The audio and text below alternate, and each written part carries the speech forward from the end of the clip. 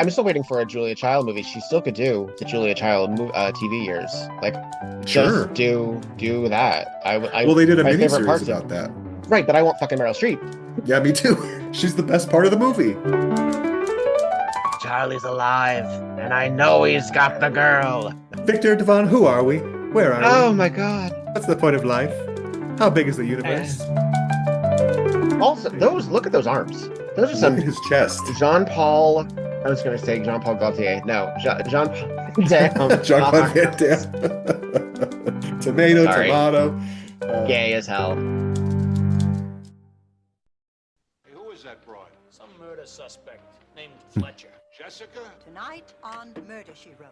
Ah, We love a scream in go- the intro. going right to the dead body too. I We don't always know. see who dies in the. Sometimes they play it fast and loose so that It's a we mystery. don't get to guess yet. Yeah. Oh hey, I'm Victor Devon, I'm petrified, and and this this is is Tonight Tonight on on Murder, Murder She She Wrote. Wrote. This is One Good Bid Deserves a Murder. And A little clunky title, but that's it okay. is One Good Bid Deserves Another, I guess. Yeah, they're going for a pun. Sometimes the puns work better than others. Yep, yep. Uh, and this one is set in an auction house, so sure, why not? With a very Uh, bizarre sort of assortment of characters from the public in it. yes, this is, Yeah, but in kind of in an interesting rando. way because this is Boston, Yeah, and yet it's sort of treated as like this epicenter of fame, and like there's a bunch of like fate, like Hollywood, like to the stars, this person here, yeah. and it like Boston. But it's Boston? What? I also have a Okay. lot of questions about sort of the pinnacle figure of this episode, Miss Evangeline, who we'll get to. Mm. But I still don't even really know who she was or what she did. I mean, it's probably coded in here, right? But I am very, very curious what this woman was all about. My Yeah, so my estimation is that she is a composite of basically a very famous woman in a Marilyn Monroe type of way, who was very glamorous and very well known, but Yeah, was also very troubled and dipped into substance abuse and other choices that eventually led to her undoing, and she died, I believe, very young, as the portraiture would indicate. yeah, yeah, for sure. That portraiture is such a treat when we get to it, by the way. I can't wait. Oh Um, yeah, yeah. I mean, I think that actually makes sense, sort of the Marilyn Monroe aspect of it, because of the drug and the connections to Yeah. politicians and celebrities and all that. But I think Evangeline is probably a little bit sleazier coded. It does seem like she's There's not there's a little a more le sex here that we're not well, really you have to talking remember about, right? Marilyn, while like we look through the veil of old Hollywood, That's she fair. was not viewed initially as like a serious actress, like your Joan Yeah, Crawfords, your Betty Davises. So yeah, she was in kind of fluff. And through like historical lens, we look at her now, we're like, oh, she was actually pretty good. Um, right. but in a similar way that we probably look at like Judy Holliday or who's another good example of Jane Mansfield's. She Hmm. wasn't actually, even Jane Mansfield, I think, was viewed as like a dramatic actress. Um, Yeah, yeah. she wasn't really doing serious stuff until Hmm. later. She Hmm. did like her noir and her dramas. For But sure. even then she did like low budget, like she worked like 8 pictures a year basically. Busy gal. And that led Yeah. undoubtedly to her stressing out and Yeah, absolutely. self-medicating. Hmm. Um, when I first watched this, I sort of thought she was like a madam or something, based Mm. on the portraiture and how she was presented in a very like overtly sexual, buxom way. Mm. But I guess that makes more sense that she's just sort of a public figure. Famous. Yeah. Almost like our I mean, I know this is extra sleazy now because But if you think about it, like our Kim Kardashian, sort of like our Oh tabloid yeah, princess. sure. Yeah, absolutely. Yeah. And we've always had debutantes. We've always had people famous for being Hmm. famous. Oh yeah, we got rid of those Um, systems and then just had people move right into the roles, just with different yeah, titles. Yeah.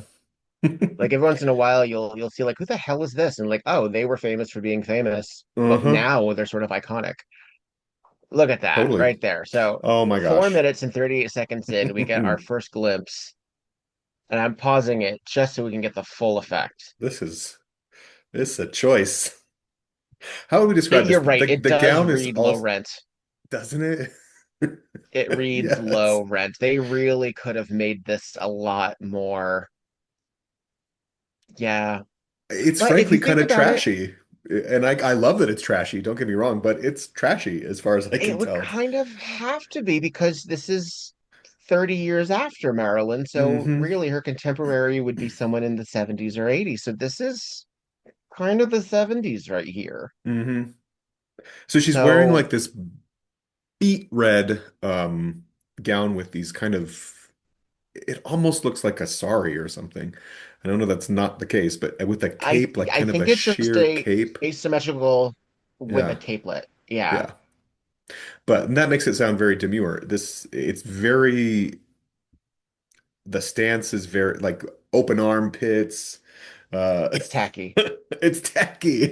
It's tacky. Who would look like this? So Brenda maybe Dixon? maybe she's more like Farrah Fawcett coded. Okay. I Okay. mean, again, Hollywood and celebrity would be so different, not just from now, from the 60s and 50s, but Hmm. from the 70s and 80s. Like, Yeah. and she's just died, right? So she's She died just only died. within Yeah. the last year. So Theoretically of she's suicide. right. And Yes. so that means she's a contemporary star in Hmm. 1985 Hmm. at the same time as like desperately seeking Susan. Yeah. I'm gonna think And that she's kind of like Anna Nicole Smith. That's what I want to see for her. that's a good, I think Yeah. that's more than reasonable. Yeah. Okay. Yeah. We're gonna call her Evangeline Nicole Smith. Um, If this was done today, she absolutely would have been a reality star. that's it. Yep.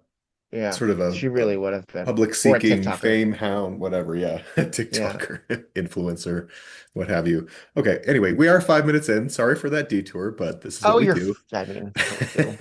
Do you want to go back or do you Um, just want to just sum up? no, we could just sum it up. So Jessica shows up at the airport to meet her friend. Uh, what the hell's his Mr. name? Richard Bennett. Richard Bennett, played by Edward Mulhare. Yes. Uh, and he's a famous actor, and he desperately wants her to bid on Evangeline's diary, which someone is putting up for auction at this auction house. And he's willing to pay $1 million for it or more if necessary. Gives Jessica a blank signed check for it and says, "Get it, destroy it for me." It's not even a blank check. It's $1 million check. Oh, and then he said the bank is authorized to give you more if necessary, or something like that, Right. which I don't know how that works, but okay.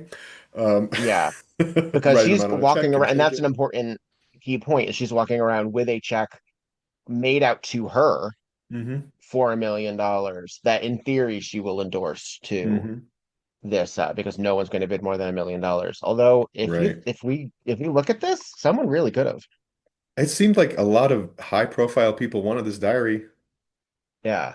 There was a lot of Um, want, and the demand. reason this is so the diary is so scandalous is because it was a private diary that Evangeline said the names basically. She says, this person did this to me, this person is doing Hmm. this to me, I don't like this, this is the ravages of Hollywood.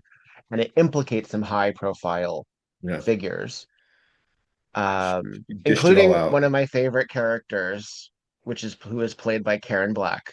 And she has just entered, so I paused it because she has one of my favorite interactions ever on Murder She Wrote. Oh, let's hear.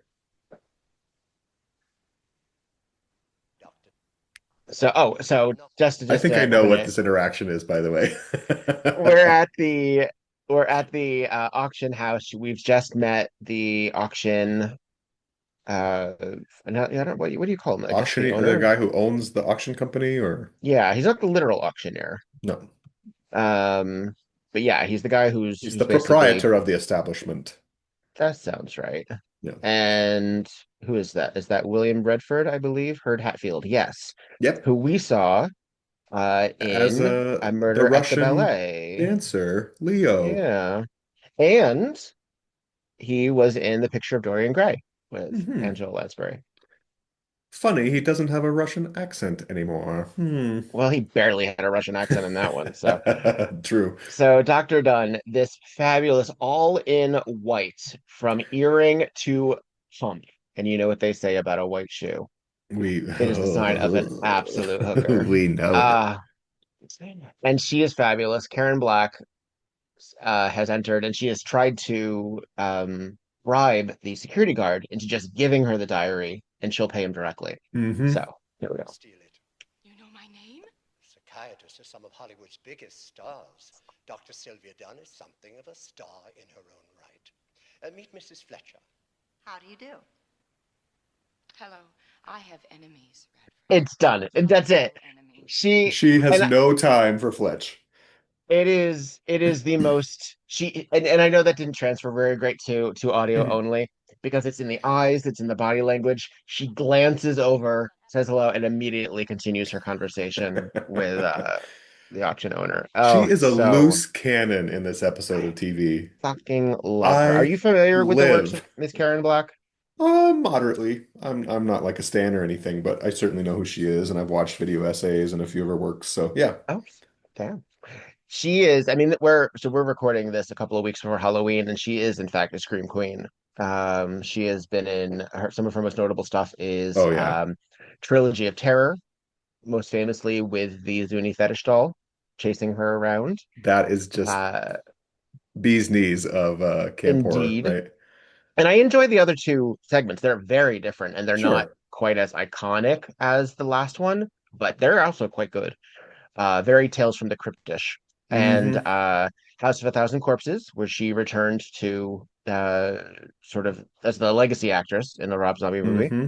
Hmm. Um, Burnt A very Offerings with Miss Betty Davis is exquisite. I don't know if you're familiar with Burnt Offerings, but no, I not. oh my gosh, So it's you're saying I should watch it, huh? I actually I think it's on Prime. Ooh, noted. Yeah, check it out. Got it. Okay. Good haunted house. Hmm. The house is evil movie. Yeah, good shit. Okay. Which we love. Which we love. She is, but she really is on 11 in this episode the whole time. She's very high strung. She Very is high strung. a delight to watch. Yeah, yeah, What else has yeah. happened in the meantime? Oh, so You're we meet meeting Sal Sal, Domino. Sal Domino. Makes me and hungry. Uh, he basically also knew Evangeline and has a connection with her, and he is meeting with Sheila Saxon, I believe, Sheila, yeah. who is trying to get him to invest in a picture about Evangeline if they work together to buy the diary Right. because they want to get the exclusive rights so that they can then continue to exploit this young Hmm. Hollywood starlet who seems to have been like buried underneath Hollywood stuff. like has been so like we've seen this a million times with Oh, for our sure. Hollywood actors, our tragic figures. Hmm. Um, A and lot of exploitation here, a lot of getting Sal while is it getting straight up good. Godfather right here. Yeah, he's very mobster, right? Like I don't know if we really know what he does. He's just rich and seems to have influence. He So will ordered ice also cream. always he'll always be Carface to me from All Dogs Go to Heaven, the Oh, bulldog with the okay. cigar. That's sweet.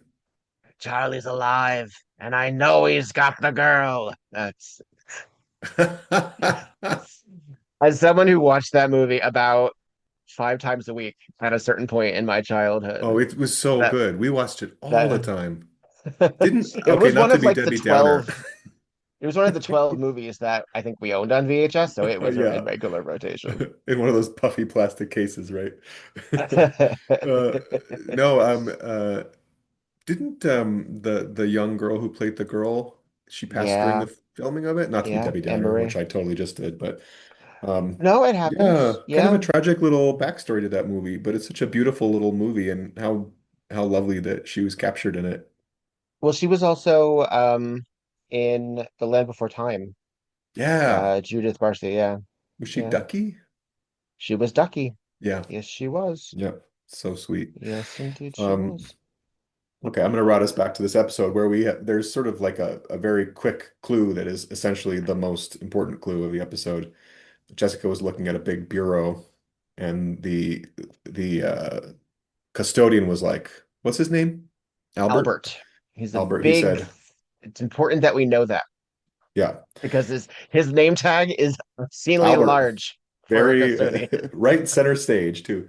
And he said, don't look in that, ma'am. That's not up for sale today. It's blue It tagged. has blue tagged. Yeah. Here we And then go. Here's Leo. Or she goes over to this William ornate Redford. chess. Yeah, yeah. Yeah. The this ornate chess set. And I think this is the first time we really hear about Seth being a collector. Although I think Yeah. we it's intimated that that's who this is for. She doesn't say Seth, So but we can only assume that it's for Seth. I think Who they've else would she mentioned get it playing for? chess. I They, think they seem already like we've people already who on a established. Sunday afternoon they might play chess together. Sure. Yeah. Not Checkmate, like woman. her and Claude Akins. They're No. playing Roadhog. And I don't mean that as a as a euphemism. Actual Roadhog. Uh, I love an auction scene in film and TV. I don't know what it is. It's It's exciting. always so ridiculous. Just for doing this? Uh-huh. First Wives Club? Come on. Oh One of the yes. best. Indeed. You know, Jackie O had one Had just one like it. just like it. Well, because it's exciting. That's Yeah. have you ever been to an in-person auction? No, I haven't. I've done digital. There's a place here called Julian's Auctions, and I own some things from the Raquel Welch estate. Sure. But it was all online. So they had it in person, but I bid online Oh, interesting. from the comfort Ah, of the my future. home. It Yeah, still was we very stressful. oh, I can only imagine. Come to think of it, I have been at like an auction, but it was more of like a country auction, where they were like auctioning off tractors or something. So it's Okay. everything you Like see an here, but estate it's sale. outside on a platform and somebody with a big cowboy hat. That's my impersonation of an auctioneer. Guess who's dead? It's Richard Bennett, the actor from the first Yeah. scene with Jessica. Who we're meant to believe is also like insanely famous. Right, like a beloved actor. Like a Marlon Brando. I have a question about that. Like, why on earth is Jessica Fletcher, who's just recently famous, the one person in the world that this guy says, I need you to do this very important thing for me. I trust no one but you. What, they've been poking? What's going on? Why are they so close? You know, did they indicate? Do they indicate at all in the No, beginning how just they they know each just other? say that he's a friend, I guess. Well, And inevitably, all roads lead to people staying in Cabot Cove, so maybe he yeah, had a summer home there. maybe. And she seems to make very close friends with everyone, so I Yeah, can't imagine her Christmas card list. My God. it is interesting. He is not in the literary world, and that's usually how they shoehorn it in. Yeah, yeah. But a famous actor whose But portrait a was on somebody's very famous dresser actor. or living room table or something at one point, right? Like, Yeah. Well, and she indicates that Jessica even mentions that she met Evangeline twice, yeah. briefly, but twice. So So she she's has been had the bumping opportunity elbows, partying with her. in the last, say, 5 years. I mean, an old widow woman from Maine.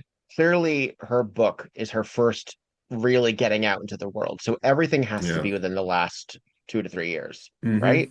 Mm-hmm. Yeah. Um, How does she have all of these famous friends?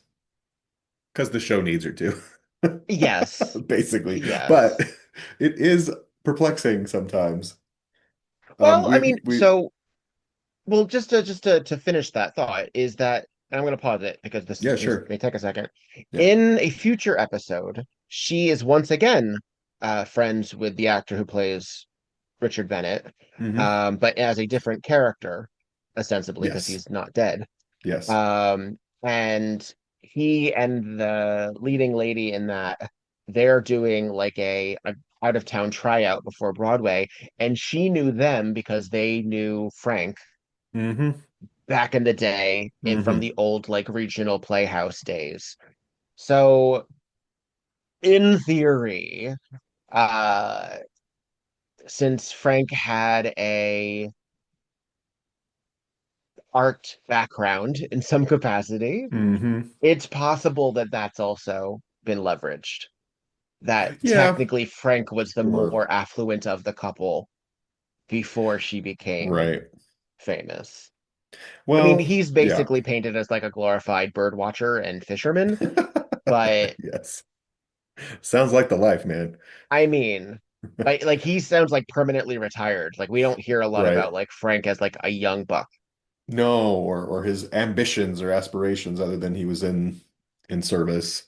Right. Um, Right. well, and Right. my God, Jessica has about a billion family members, so naturally some of them would be connected to famous people. So, And some of them actually seem like, because even her brother that we meet in My Johnny Lies Over the Ocean, mhm. he's wearing a three-piece suit. Like these aren't podunk people. No, no, I no. know that every once in a while for comedy they treat Cabot Cove Mary Podunk. like that, but Yeah. she wasn't born in Cabot Cove. Where was she born? She would have been I don't born remember. in, I can't recall. I'm Um, sure it's easily available on the internet, true. but she's not because she even makes a point to say that uh she lived there with Frank. That's where they built a home, Right. but she wasn't. I don't even think she was Jessie McGill there. No, ma'am. She is she's from a learned place.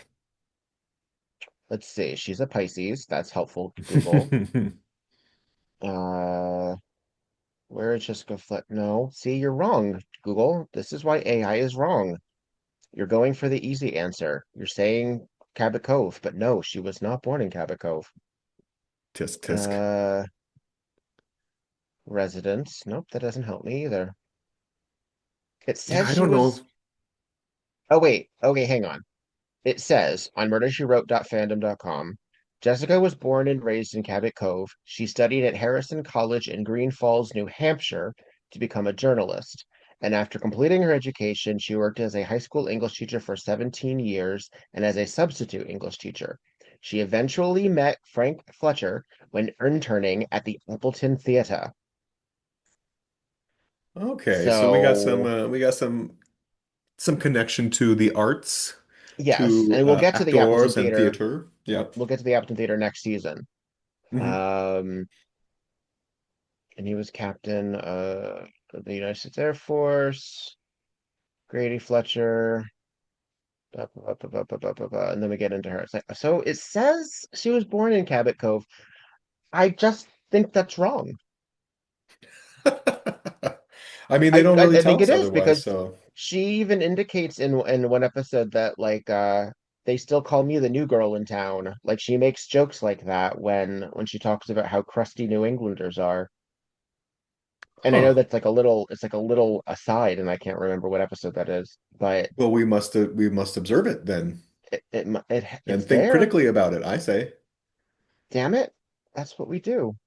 All right. So, folks at home, if you know, if we don't figure it out by ourselves by the time of this ends, Mhm. um, write Where was in. Jessica Fletcher born? You will get no prizes except bragging rights. Our enormous gratitude. So now, oh God, now I've clicked on a Reddit thread, and so it's just going to go further and further. So I'm going to put this down. All right, let's continue. Enjoy it.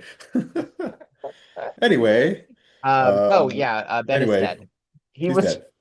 he was walled up in that That cabinet, the armoire. bureau or whatever it was, Yeah, and he that was blue just tagged. falls out. So I guess that blue tag was inaccurate because our Well, we didn't neglect it to mention it, but our friend yeah, Hurt Hatfield, when he was walking out of the room in a previous scene as it was ending, he saw the blue tag and pulled it off like it was a sort of mistake. like annoyedly. Like it's like, But like, what is oh, this? this isn't right.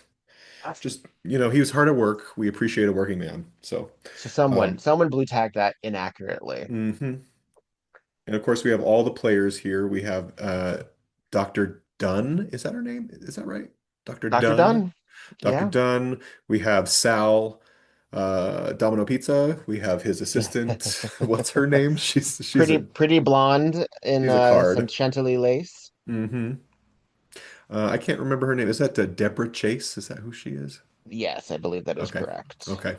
We neglected to mention another guy who showed up early for a brief moment I think he's a lawyer, but he works for a commissioner of some sort in Massachusetts, and he was tasked with getting his hands on that diary at all That costs too, and diary. he's there.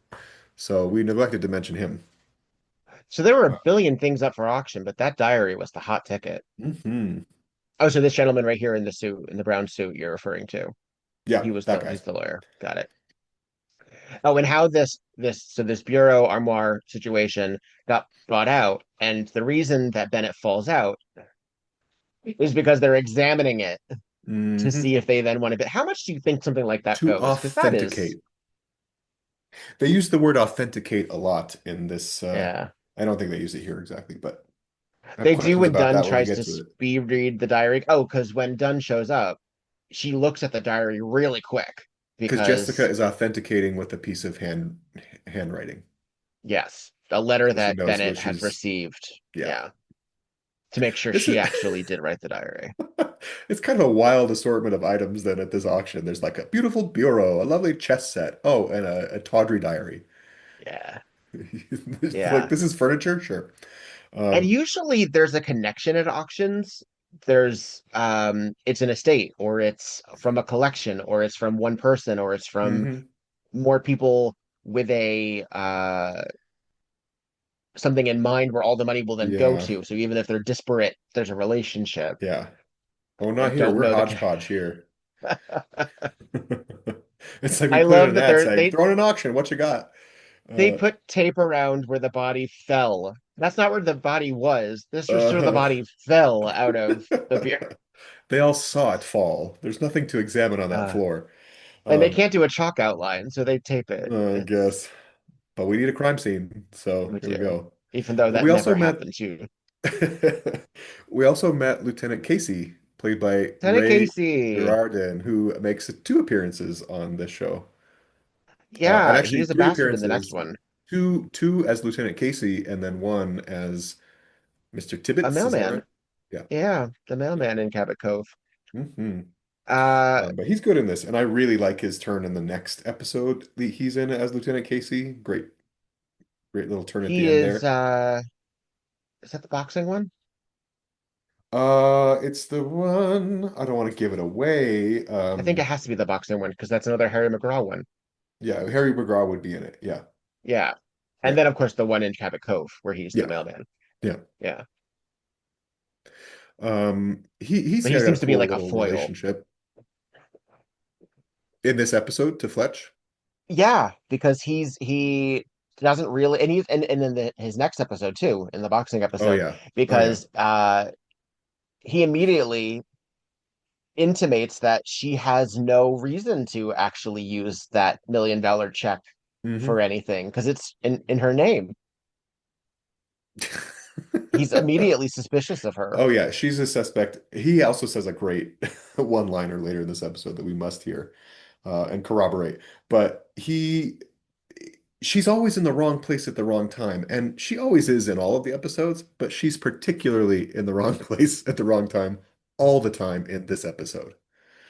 Well, because Bennett dying, he wasn't even supposed to be there today. No, He had sent her in his place. and So if everybody he was knows going that to be too. there at all, She was very yeah. verbal about, yes, I'm representing Richard Bennett here. So So for him to there's a have been connection. there to die, it just Yeah. seems a little odd. And then to have a check made out to her for $1 million from him, a little sus. Um, but then she meets Harry at the police station. Yeah. Then it's this Finally, great little 14 moment minutes when he in. sees her. Yeah, Let's get it. So Harry's sure. sporting a shiner. Should have minded his own business, and so should you. Hey, who is that broad? Some murder suspect named Fletcher. Jessica? Yay! Ta-da! It's sort of funny to think this is only their second time meeting I since know, but tough they're guys still, don't die, right? yeah, yeah, I think so. And they're fast friends. Well, he offered her a job at the Yeah, end of Tough Guys. he wanted to go to business with So, her. I love that he's introduced with a shiner. It just is so appropriate and and he says that I guess things haven't changed in the last 2 years. So this indicates that some time has gone by since they last met. yeah, yeah. Anyway, he's Well, the standing up for timetable is her. always a little awkward in Murder She Wrote. I'm never quite sure because she becomes famous real quick and suddenly she Mm. has 5 books out. Yeah, like So 7 or 8 at one point in the first season yeah. alone. So Um, it's hard sometimes to be sure if we're meant to believe that every year is the next chronological yeah. year or if it bleeds. I think that time does not exist in Murder, She Wrote. I think we get a story, and as long as it takes, that's as long as it takes. Very much like Golden Girls, right? Like continuity means nothing. I know. Well, at As a long certain as point, I mean, as long as in you season deliver. 5, they do say they've been together 5 years. They do at Yeah, yeah. least do that. Yeah. Right, right. Because that they can't really avoid, Yeah. right? Yeah. We're here, we can count.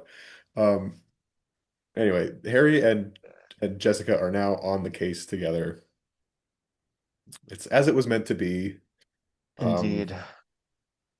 he's a lot of fun in this episode. I think And he's he more fun already is, first. he fights with Casey. They are sparring Hmm. partners Yeah. because they've established a long time ago that I love they're having this conversation in front of the preparation H. I Yeah. just think that's hilarious. I mean, Uh, what's the cost? What does it cost? Let's see what that price tag says. 240, 269 for, but something what is like, it? What is it? but that's preparation H. That was right there. And then the Bayer Tylenol right there. Yeah. So This looks like there's a an mix actual, of yeah. This looks like an actual pharmacy though. Gas It X. doesn't look Yeah. like a Pepto set. Bismol. These are real. These are real places. Dulcin Yeah. X. This looks like the Dwayne Reed. Or that what did B. Arthur do advertisements Oh, for? Shoppers Drug Mart. Shoppers Drug Mart. Of Uh, course. And look at this teller with the hair. Wow. hmm He belongs in metal videos. So, Okay. what is this giant? Oh, the chess set, I guess, is what's in that Yes, box, correct. which That it shouldn't be because that gigantic, huge chess set. that box is way No, too small. that Or can't maybe be it the chess opens set. out. Does it What open is out? that? It looks like she could be carrying a VCR. I don't know. It Um, doesn't make any sense. no, it doesn't. That's not the chess set. Did we Look, mention and that the now, chess now set it's was given there. to her She by has it pressed. She has it on the table, all set up. It doesn't make any sense. There must we're be something obsessed with the missing. chess set, yeah. Um, this paradoxical chess set. Well, because it's important. This antique, which she's immediately set up. Like, that's hilarious also. Isn't She she in a takes it hotel out of the room? box. She's in Harry's Oh wait, apartment or hotel like room. girl, Yeah. you're gonna take the I would have left that thing boxed up the whole time so I could take it back home to my gay friend Seth. Okay? But she sets it up and then says, because we need it. Here we go. Okay. This is her explanation because this is Yes. very important. Oh, this is an antique Spanish chess set worth a few $100s, that's all. Unless, Unless what? I remember reading about chess sets similar to this one. Did you? Some of them had secret hiding places where people who had reason to fear the Spanish Inquisition would hide their valuables. Let me see. What? How did it work? She moves 2 pieces forward. You press down simultaneously on the king's square. And it pops out. Jesus. I'm okay. I know. This is not a documentary. That Huh. that's ridiculous. It's That's absurd. utterly, It's utter folly. bonkers. And how no, no, no. Oh, and what's I inside? don't Van Tang's accept. I diary. don't accept. What do they call that when like something weird happens and just like Deus ex machina. that's it, yeah. God in the machine. Just like you Yeah. gotta get around things and It happens because it has to. this is like a writer's equivalent of the mental gymnastics.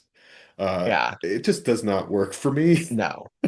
No. They could have found some It's other way to get her that diary other than in this antique Spanish chess set with that well, and so convoluted backstory that she just happens to have read and knows exactly the two squares to push on it has within never come up. seconds of thinking of it, right? Like, come If on. she had had the conversation with Hatfield or Hatfeld about chess sets, if they were like, oh yeah, and I know all about like the historical aspect, they used to do this and this and this, then maybe then she could recollect.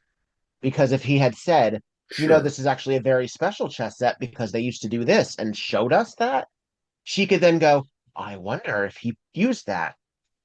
Right? But Then no, how much more difficult would that device have been? well, see what I'm wondering though, I think they couldn't use that device because I don't think Redford wanted her to know that it was in there. I think he would have tried to retrieve it, or was he trying to give it to her? They don't really explain that. My assumption is it was sort of smuggled out so that it could get Oh, it out smuggled. I and that see. someone might and that maybe the person who burgled, or I don't know, they just didn't know where it was, or they knew it was smuggled out. I don't know. There's something weird about it, and we don't know if it was Well, intended to go to Jessica or if she was just interesting. used as like a drug mule. You know what I mean? I do know what you mean. And to be Yeah. fair, I've seen this episode 7 or 9 times a year, and I Yeah. don't have an answer for that. Very Wow. curious. Very curious. I assumed that she was supposed to know the diary was in there, Yeah. but I like your idea that she didn't. And unfortunately, we'll find out in just a few minutes why Hatfield will never be able to tell us. Right. Right. Um, But there because was this is no one of those, indication that he had any sort of alliance with her other than, oh, you want this chess set? Sure. he just needed the police not to recover it. Exactly. And it could have been lost in there forever. Oh, that's I funny. I like that reading of it actually. I think that's fun. Yeah, interesting. And then Seth would have just had this diary in his house forever. This smut rag, Yeah, this interesting. tome of secrets. Well, Ooh, I while like that. Jessica Sounds was mysterious. reading the diary, because she has to, involve herself. She fell asleep, and Harry inauspiciously took the diary from her while she was sleeping. Uh-huh. And suddenly it's back in her hands when she wakes up.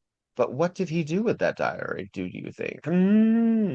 Oh, by the way, we need to back up to the night before because there's a little slip of her English accent. It's right there where she says, "Oh, I like that idea," when he suggests to order food in. Goodness. Merciful heavens. Merciful heavens. Stuff, huh? Let me take a peek. Harry, my interest is simple curiosity about possible suspects. Well, it's mine too. Uh, hey, I'm getting really I love how she's holding it to the chest. closer. Hey, that's a good idea. I could do with a sandwich and a nice pot of tea. That's An a good idea? Is that idea. it? I Yes. heard it just as you said it. It's so fun. Ah, little Emma McGill There she popping is. in. Hmm. Okay, here we are back So in the morning. Jessica, after a strong cup of tea, has suddenly fallen asleep in front of the fire. Hmm. Um, And Harry slips that diary out of her hands. slips the diary hand. And she says immediately, I can't believe that I fell asleep reading that diary. And he's I like, know. They oh, have to yeah, put that in there, right? They have to they put that do. line in there. Um, Do we want very, to very do we want to economical. expose as to why, or do we want to wait? Let's wait because Okay, we're gonna have to take a moment for it anyway. we really are. Oh my We God. really are. Um, what I Because that's love about exactly how this, long she takes yeah, when that's exactly. discussed. Basically, she's sort of confirming that all these people are in this book, particularly Dr. Dunn, Karen Black. Um, who else? We haven't really talked about the character who's the commissioner. What's his name? He's not even a screen character, but the commissioner that our other lawyer guy is acting on behalf of. Oh, Damon, the yeah, ambassador. Yeah, yeah. not commissioner, ambassador. Um, he's in there. I love how she's reading this like a gossip rag. She's just like, might as well be popping popcorn in her mouth, Yeah, the punching tabloid. I away. mean, that's really, Yeah. yeah. This is And this is really, we've always been obsessed with famous people, but yeah. this really leans into that trope that the 80s really was getting more and more, Hmm. because this was when actors were really out of the studio's control.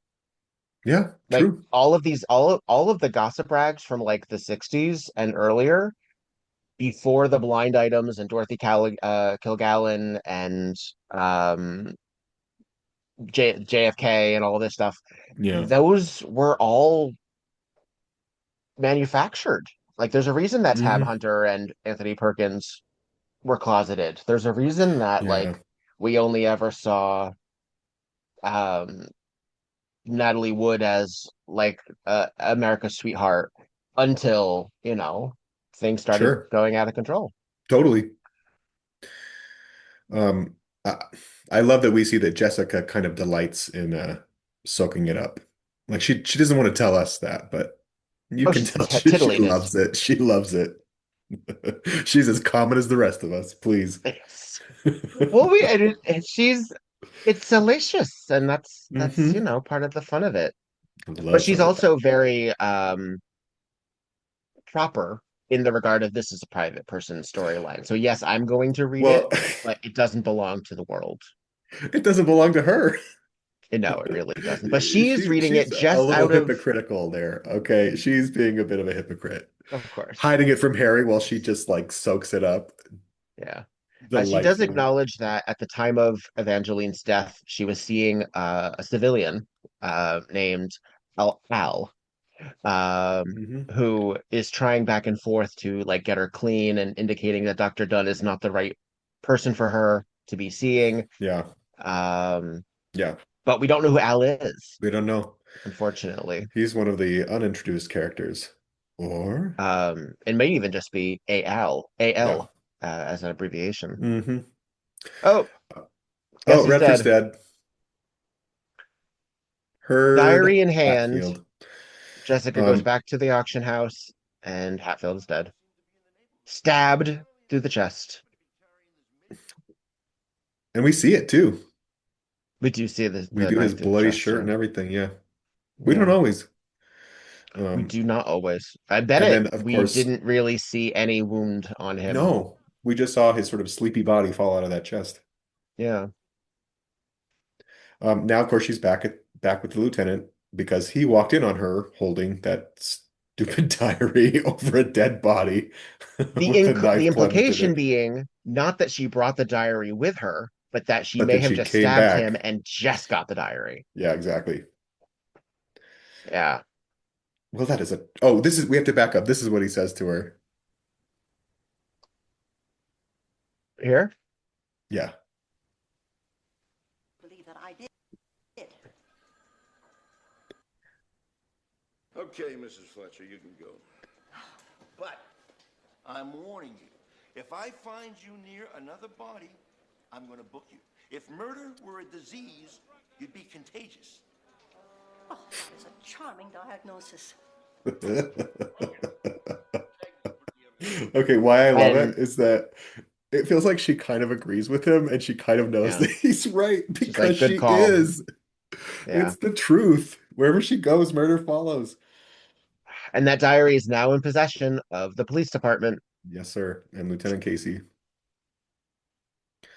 And ostensibly, Jessica's the only one who has read it, except Yeah. possibly Harry, who may Well, have we saw a taken the book scene and read it. where Harry was trying to sell it to that lawyer guy. Yeah. Trying to sell it, or it Because was being approached to get a copy or something or other. he made a copy. Yeah, Harry made a copy. So now Um, Harry has rejoined Jessica, and they're driving very fast through Boston. Honestly, there's The no daytime scenery is traffic just here. flying by. I have driven in Boston, and no, Never. that's not how that works. He We would be have hit seeing 4 or 5 traffic lights by now, for dead one thing. bodies flying left and right. No, Jug, not the jug handles. What do you call them? Roundabouts. He would have had at least 3. Yeah. this No. looks like the car in the Roadhog episode. Yeah. Yeah. Oh, she's I got to look just at. love these She's got to go to superimposed the things. telephone booth. They want to go find that the custodian Albert Yes, also known as because Bert. He is frequently just called Bert, Bert. right? Yeah, Because he was the one that Karen Black's Dr. Dunn was trying to bribe with $5,000 to get the diary before it went to auction. So Jessica right. wants to get more info from him about her. For it to get misplaced. Yeah, Cromwell. He's a How do we feel good-looking about? guy. I was gonna say, how do we feel about Bert? He's rugged. He's rugged, but he's quite charming, and he has that cute little like cocked smile, He's got that little glint in his eye. kind of up on one side, a little like no dimples, He but is implied. also And those. Look at those arms. Those are look some at his chest. Jean-Paul. I was going to say Jean-Paul Gaultier. No, Jean-Paul Damn Jean-Claude Van arms. Damme. Tomato, Sorry, tomato.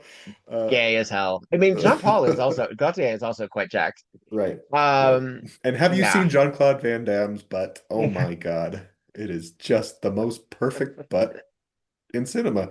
But this guy, look, he might actually be one of the most built guys that's ever been on this show. He is, I mean, He's he's wearing a jacked. blue Yeah, let shirt. me He is see. jacked. This gentleman, Albert. So I don't remember the actor. Let me see. Albert. His name is Robert Gray. He was in Inner Space, The Adventures of Buckaroo Banzai. But he was all but really small parts in all of Yeah. these. Yeah. It's almost like this is his big break.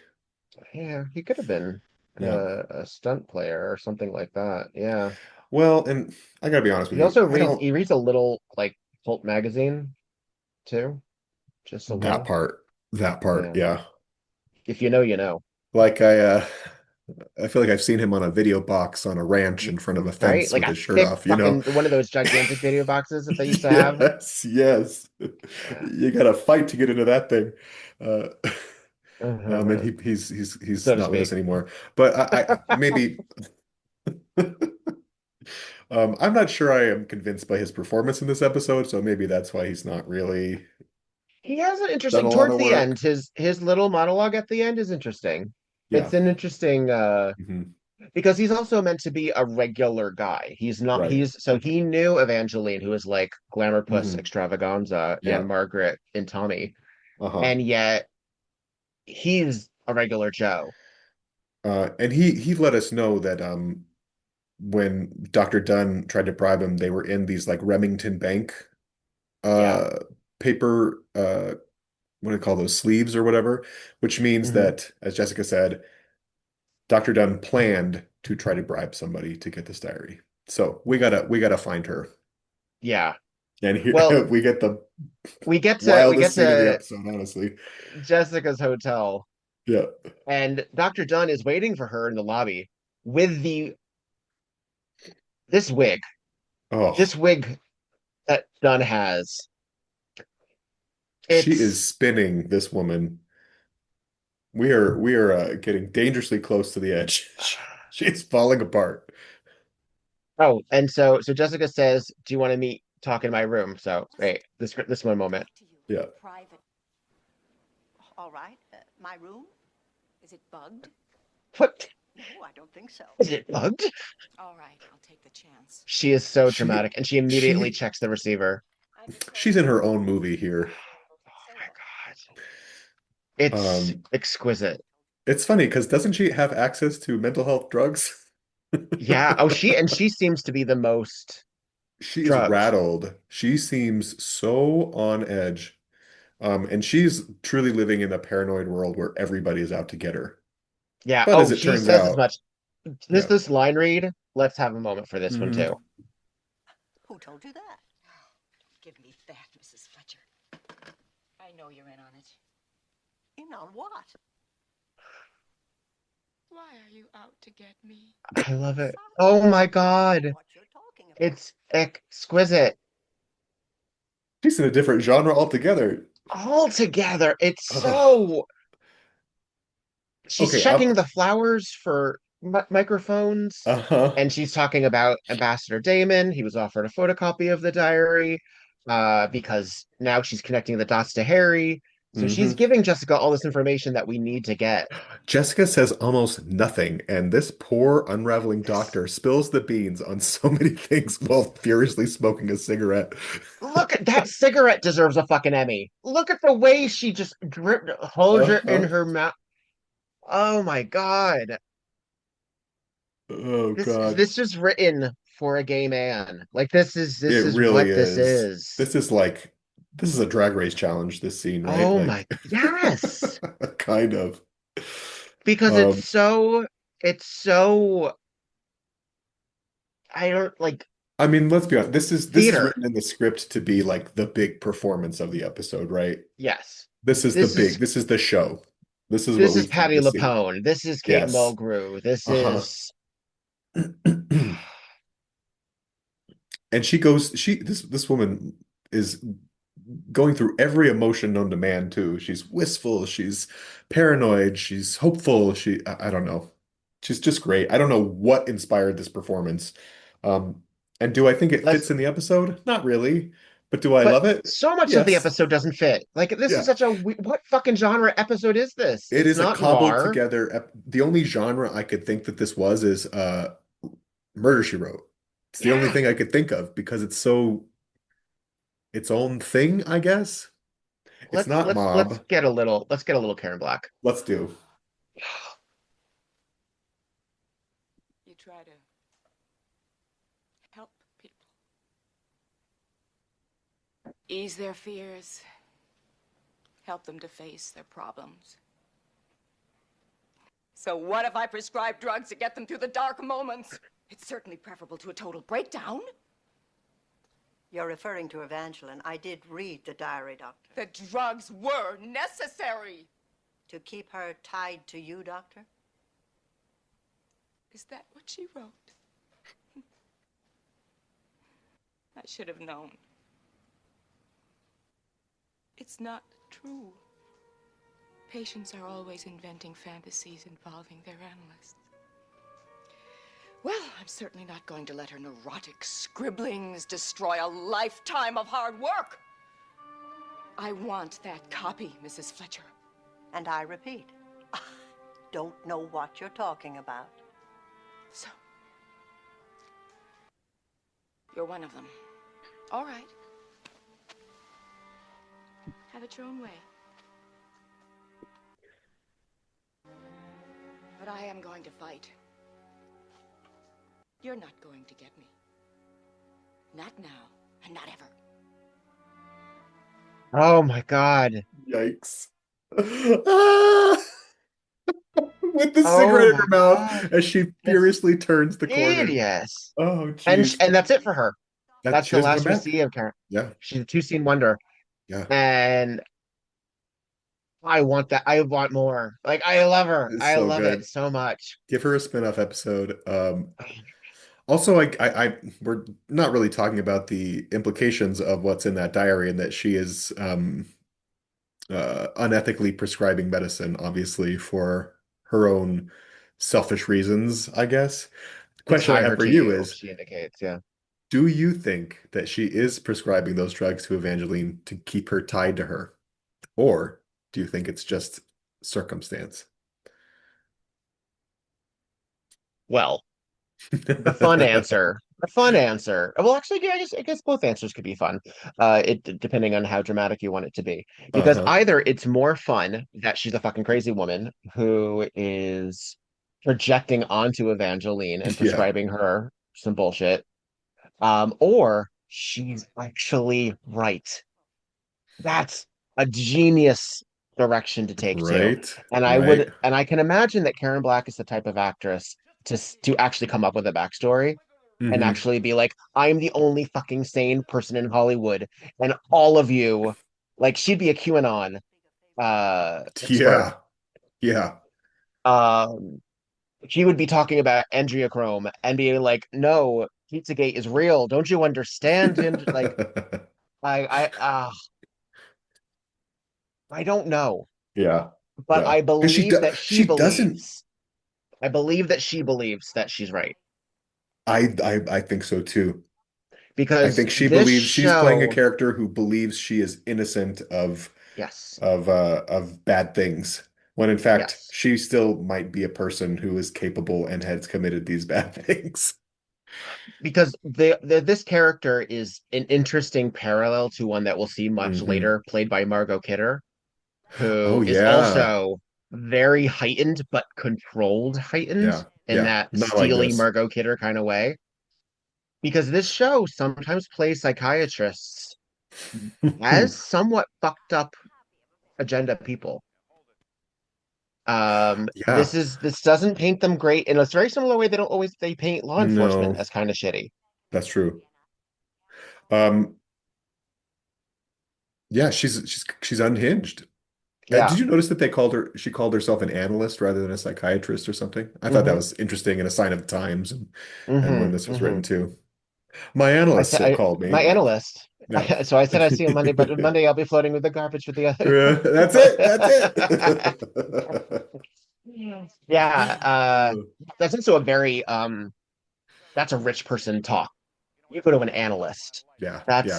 That's I higher don't have a brow than a psych. psychiatrist. No, I have an analyst. crazy people go to I am a psychiatrists. business.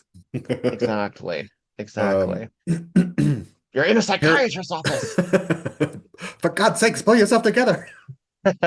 Uh, Harry just um, had a little date with Sheila, I Sheila. think was her name, right? Who's trying to Yeah. get a copy of the book. Who is just She's kind of a batting throwaway. 0 for 2. Yeah, Like poor Sheila. She's trying. she tried to convince charismatically uh Sal to go Uh-huh. in on her. Sal dropped her. She went to Harry and said, "What if I made a movie about a tough as nails private detective based on you?" Uh-huh. And he's like, "Uh-huh." Pull the other one. And she's like, "Son of a bitch." Like she just can't get a break. Uh-huh.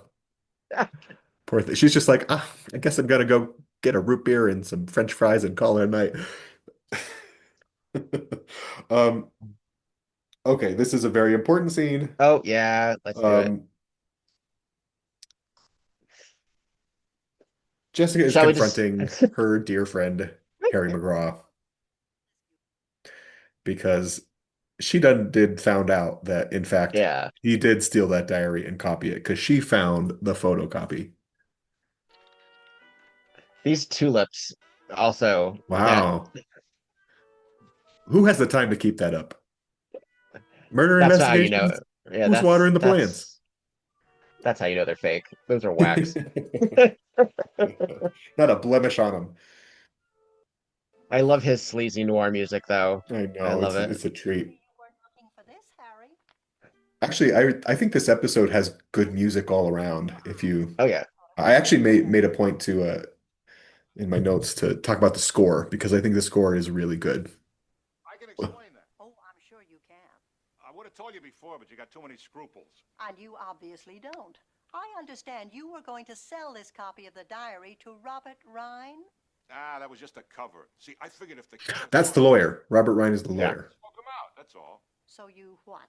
Ordered a pot of tea from room service and slipped me a Mickey. I wish you wouldn't put it that way, Jessica. We needed some leverage, and it's working too. I'm stirring up a real home. He drugged her. Oh my God, he roofied her. Harry roofied Jessica. Yeah. Yeah. Yeah. And this is not the only time in the series this will happen. No, However, it is the first time that it happens with someone who's her so close buddy? to Jessica. Yeah. Yeah, And she immediately forgives it. it's different She's times. more Good grief. now, admittedly, he And didn't then probably give her G, but he no, probably gave her like a sedative of some maybe a little variety. belladonna. uh, at the very least, like a Tylenol PM. But giving anyone anything without their permission is Is assault. awful. Um, and so he allowed her to drink the tea, fall asleep, and then he went out and photocopied the diary. So they have a copy of Harry claims that he's doing it. He got the copy of this diary to help them narrow things down. Did But we we know that miss there's do did we we miss miss the something? part where some pages are missing? No, that's later. That's coming? Okay. That's coming. Yeah. Really? Um, oh wait, No, because that's in she the goes evidence to locker, isn't it? I think she tells Harry now that this happened. She was hanging out with Casey. They went to the evidence locker. Yeah, we missed it. We were Oh, we talking some did. bullshit. Oh. That's what we Very do. important stuff here. What are you talking about? Not So bullshit. after she Jeez. met with Dunn, oh, you Yes. know why? Because we were waxing poetic on Karen Black. No. Well, Um, we did the right thing. we went to Casey to the evidence locker, realized that some pages were missing. Some of those pages are probably either implicating a judge or somebody in power. Right. So now So everybody, yeah, the only unedited copy is Harry's copy because yeah. those pages are gone. That's crazy. Everybody needed this Yeah, diary. Everybody. So yeah. it is implied that, and I'm going to talk about it now because we don't ever come back to this thing about the judge. And in fact, it Mm-mm. is implied that the judge did steal some pages because he is implicated in that. And we just move on He's from that. implicated or he owed a favor. Yeah, Right, right. yeah. It's Which just is it's just crazy. It's quick. just like that, Yeah. adding to the color of the episode. Meanwhile, this guy Robert, who is the lawyer acting on behalf of the ambassador, just took Jessica hostage for a moment at gunpoint. Yeah, because he thinks she has the diary. Is that it? Yeah, yeah. And of course she does have a Doesn't, copy of it, but but um she doesn't have an honor. he this poor guy gets very little to do. This is sort of the end of him too. Um he basically says, I'm a second from self-destruct. I don't really care about much anymore, so you're gonna come with me. Well, because he needs to get that diary because he apparently is being muscled by The Congress, ambassador the Damon. ambassador. So Yeah, he yeah. has his own issues that Hmm. and a lot of times like He this show leans into the fact that higher power of like uh-huh. leaders is very Hmm. mafia like. Yeah. There is like a very it's scary. But Again, I all just want to point systems out are kind of the same, right? They just call them something different. Harry catches them in the alleyway and punches him and breaks Breaks his something. hand. I just want you to recognize how lovingly the person who's putting the plaster cast looks at him when he's doing it. Just Okay. this is really just for Okay. us, Let's but see. Let's see. lovingly, lovingly love it. Look Oh, at those eyes. He's he's like like crazy. he's giving that cast a hand job. Look at that, and then he touches his face. It's very intimate, and And he he touches it touches his again. shoulder, says goodbye, and walks out, and that's it. Like, but Okay. all right. He's like, okay, I did all the work for this role, this walk-on role, and it turns out, And he I fucks the camera and just I don't know. It's just it's give him an I award. kind of love this one has a little sweetness in him. I Bring don't it know. back. Yeah. He's a saucy little thing, isn't he? Uh, Little grown-up so twink. Harry McGraw has a broken hand or wrist or something. Yeah, yeah. Which is apparently They happened. Well, see, and he knows him. He said oh, yeah. it's not as bad as last That's time. So last. they've done this before. They've done this This is before. yes. We must stop meeting like this. Hmm. Uh Also, Harry has a perpetual shiner. He is constantly in Yeah, almost every episode, I believe. It's a shtick where he gets yeah, punched. yeah. Well, we got to give him And credit for being consistent. Jessica has forgiven him immediately for everything. They're Roofing her? smiling and walking him out. Jesus. Now, kind of What's left? an How is there more? there's still another character that we have to dive into. We are now at the home of Sal Domino and his assistant, Yes, who is assistant played slash by lover. Deborah Chase, right? Yes, Miss Chase. Yes, in Yes, this Rue Domino's secretary. McClanahan blue wrap This pantsuit. is the shrimp pantsuit, isn't it? Yes, it's very, very similar. Hmm. Very, very similar. she straight up has a season funny one. And I Deborah would say that. it's the same one if Rue McClanahan ever let anyone else wear her clothes, No, no, but she got she to does keep that not. shit.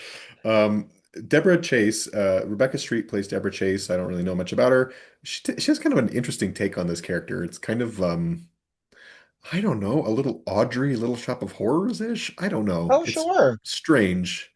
Yeah, Um, but not quite as a little like idiosyncratic, yeah, not quite as not as there's loud. some yeah, yeah, But there's a like little a little kind softer. of like a quality about her.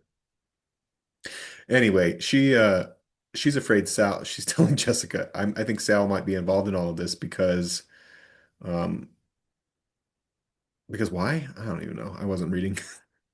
Oh, because he had a relationship with Evangeline. um Evangeline, and we're gonna find Right. out really quick his connection to the diary Yeah. because and I don't know if that's what Deborah is trying to intimate, Hmm. but he seems to be like a mobster slash Hugh Hefner type. Yes. Again, it's kind of like the connection to like sort of the sex the sex trade or something going on here with Evangeline. I mean, if you think about it, I mean, the idea of like a trashy, sexy kind of like that was fairly prevalent in Yeah, the 70s and 80s. It was like the sexual for sure. revolution finally allowed on celluloid.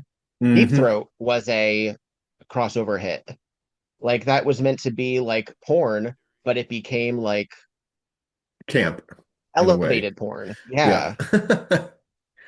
Cult classic. Yeah. I mean, Debbie Does Dallas. Like these are still like Hmm. straight up triple X films, Hmm. but and then you even had like regular X films like Midnight Cowboy, which in retrospect are like fairly Yeah. hard R, Yeah. but were considered fairly, shocking Yeah. at They're that kind of time. culture makers in a way. Cultural moments, I should say. Yeah. Yeah. This guy loves Um, red. he This does is love red. I don't Okay, know if I'm it gonna say it. This works. is a boring scene. I don't care about this scene. I don't care about Sal Domino. Um, Basically, Yeah. Oh, he was the owner of yeah. Evangeline's diary, and he was the one that worked with Redford to put it up for auction. Somehow he acquired it. Yeah. Uh had his own copy made, so he actually has another copy of it. Hmm. Um which they don't really address again. I guess the He issue is wants that, he wants to he's doing all this because he wants publicity for when he releases it himself, right? right. That's the But motivation the for this. thing is, at the end, it's implied that there's no more copies available of the diary Yeah. because it's in police evidence. And then I guess Jessica that prevents it. destroys. I guess it being in police evidence prevents it from being released Yeah. elsewhere. Like, I We need guess an the expert to authentic, tell us yeah. what happens to this evidence once it's done with. Um, but he doesn't Yeah. Sal Pepperoni, he doesn't know who Al is either. Doesn't know. No. Have we met this person before, or is this a late in the game edition? Hmm. Hmm. So they're all sitting Oh, in Lieutenant Casey's office. Oh, love it is this. a fun little moment. Yeah, Yeah. a fun little Let's moment. capture it. Jessica hadn't have dug all this out, you still wouldn't know what the hell was going on. You mind me never to get murdered in Boston. Okay, that's it. You're through. Sergeant, give me the city license department. I want to revoke the license of a former so-called private investigator named Harlan A. McGraw. Harlan? Well, Jessica, Harlan. Probably thought Harry sounded tougher. Well, it ain't. Harry, Harlan, Harris, get off my back, will you? What's the difference? Harlan? But this is very important because we discuss this is how we get there. We Yeah. say, well, We need your name some is sort of Harlan, you go by Harry. Could it hmm. possibly be that someone named Al might go by something else? Ta-da! And Of yes, course, if you we've given recognize the yeah. hallway, you already know where we're going with this Yeah. because we were just in this hallway. Hmm. It happens I to be, love this little yeah. weirdo weirdo apartment. Um, Wow. We should look at some of these pictures a little more closely too, because I Yeah. want to get her vibe.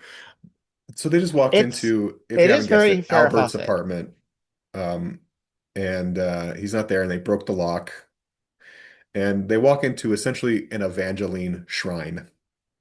Yeah. Yeah. Creepy. Creep, creep, creep. This is All of very Helga these Pataki. photos of all different sizes on the wall. Let me see here. And so we should also point out that we mentioned Albert, but technically everyone has been calling him Bert. Yes. We just used it because that's what's on his What's uniform. on But the uniform? everyone Yep. conversationally has just called him Bert. But that was our little hint. So Uh-huh. okay. Look at So we these got photos. Okay, first of some all, okay, there's a black sort of vamp look. There's a red leotard.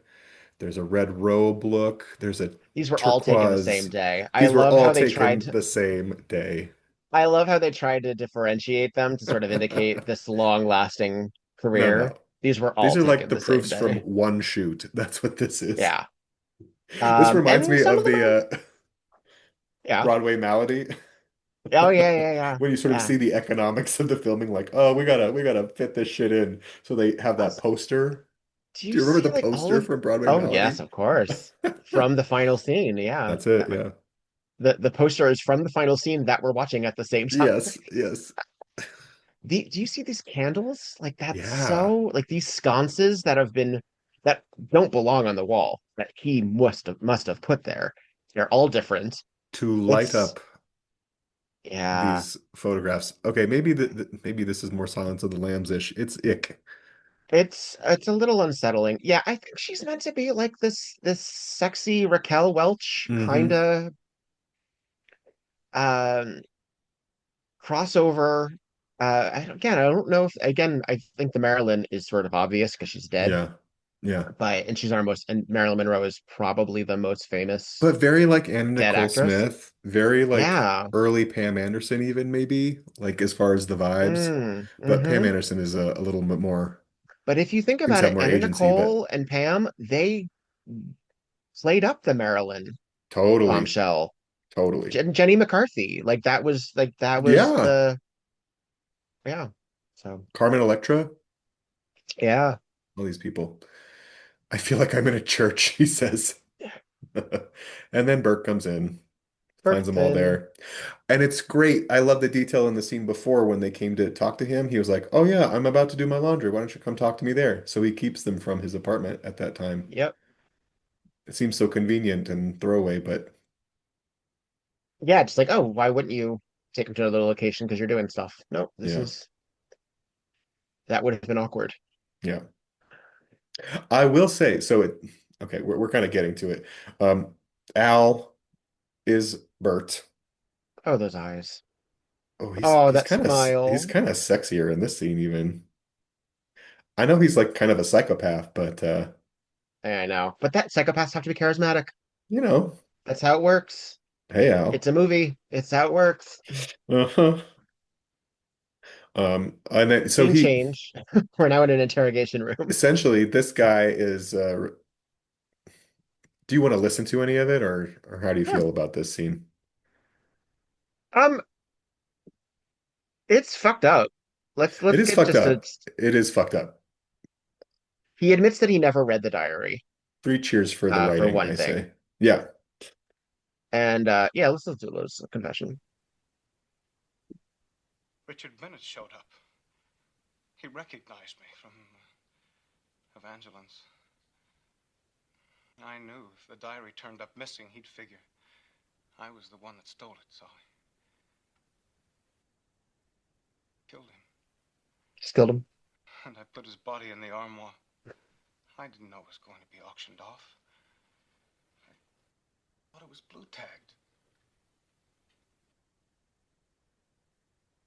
And, Radford, why'd you kill him? Well, Well, I knew he'd faked the theft of the diary. I tried to force him to tell me where he had it. He didn't scare. He came after me. I grabbed a knife off the wall. But why, Mr. Cromwell, why did you want the diary so badly? So she could rest in peace. You know, we were going together for a long time before she became famous. But her career, that came first. That, that meant she had to be seen with all the right people, like Richard Bennett. So, she dumped me, went off looking for fame. But I never stopped loving her. Then I had to watch her name being dragged through those scandal sheets. Well, that's why she turned to drugs, you know. I think she wanted to stop, too, but she was just too weak to, pull herself out.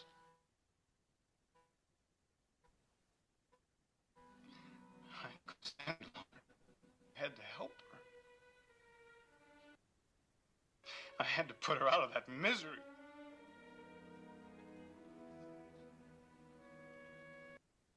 Then Evangeline's death wasn't suicide. I did it because I loved her. This is, I believe the first time where it's three deaths. Is it really? I think that might be true, yeah. Or at least three murders. Yeah, yeah, Yeah. yeah. One We kill, one we've killer, three murders. It's intense. it is, and he's Um, so matter of fact about it, and yet yeah. not like he still has emotion about it because his eyes are welling up and everything. But it's just oh my goodness. It's really perverse, the whole like I had to put her out of her misery. I had to be the one to decide for her. So I hate that stuff. Ugh. It's such like incel-y bullshit. Ugh.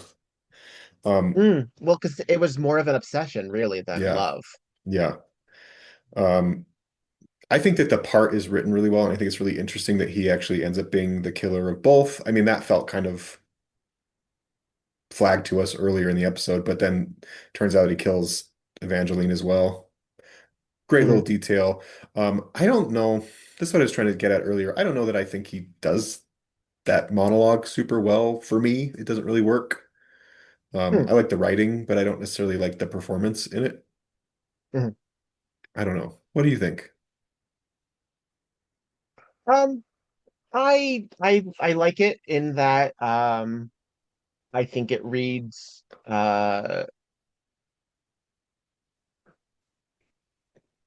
just polished enough. Like it's a Hmm. genuine person trying to sound human almost. Like it's Yeah. like and I think there's a lot of possible layers there that I'm gonna read into because that's my right, as opposed to thinking that it's just miscast. Um getting a real actor Hmm. to tell that monologue, I think would be a Hmm. very different read. Yeah. And to have someone who's basically just an everyman, regular Yeah. guy, I think is more disarming. And Yeah. if someone, I'm trying to think of a contemporary actor who we would have had, like if Jeff Conway had done that, if they had Sure. hired, if he had been Bert the all along, Yeah. I think we would have suspected him sooner A because there's a name. charismatic Yep. element, well, a Yeah. name and also a swagger that he Draws you carries. to them. Yeah, for sure. I think Bert was hired for this, and I'll give the Murder She Wrote casting people the wherewithal to think this deeply, because he's not Kind of a leading invisible in a man. way. Yeah, Yeah. he kind of has to be for this. That's the role. I appreciate that. Um, I so appreciate for that. him to be invisible and sort of secondary all of his life, he has to convey that. Hmm. And so I think it's a decent monologue. The filming of it is really interesting. Um, with him going back and forth with them, like it's such a cliche. Hmm. The police officer has his foot on the chair. The Yes. tape recorder It's is there. dimly lit. The It's one light from the top. uh-huh. It's all like okay. And yet I feel it's also the least ornate room Yeah. that we've been in. Everything Yeah. else in this, it just feels really Yeah. claustrophobic. But it's filmed beautifully. Look how Um, well he's framed in all of this sort oh of yeah, uh uh what would you call this sort of a montage, not montage, a tableau. tableau, yeah. Um in this dark room. It's actually really beautifully filmed again. I so Yeah. let me sort of explain maybe what I mean about why the performance doesn't work for me. And admittedly, this comes after two episodes where I loved the killer confession scenes. We Oh, I had see. Sister Ruth, and then we had Lloyd or Frank Kelso in Powder Keg that I'm still Yeah, thinking about as sure. like an everyday guy who committed, I mean, similarly, more murders than we even realized had been committed. And that performance is so good that this one feels a little just. I appreciate that he is kind of like an everyman, but I think I think for this moment in this episode, he lacks maybe the gravitas that he needs to sort of Mm, make me buy it. I don't know. Just just from an acting standpoint, and I'm not saying I could do better or anything like that, but I liked his character up until this scene because he was so sort of quiet. And then when he sort of becomes emotional or quote unquote emotional here, I don't really buy it, I guess. It seems a little half half baked to me. sure, I don't know. He's good to look at sure. though. He is, and that's totally valid. I think that Yeah. it's stilted. It is stilted, It's still, that's a and it. great way of saying it. It doesn't feel like it lives up to the caliber of the other actors that get to do this work in other episodes of The Killer Confession, which is, as we know, a huge draw of these episodes, at least for me. Mhm. When you get Lois Nettleton or right, and then this just doesn't really live up. I think also, I mean, it does. Everyone else is really big in this. Like Harry Yeah, is big, Karen Black is big. a big, big, Even big. the lieutenant is Hmm. swinging big. Hmm. Um, and yeah, it is. It's an entirely. It really does show you.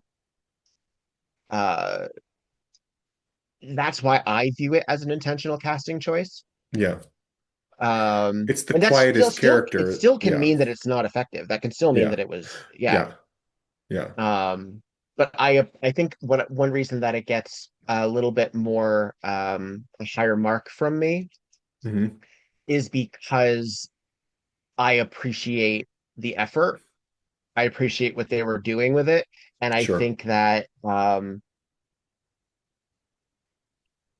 it sells it in a way that I can still Mm. that still appeals to me.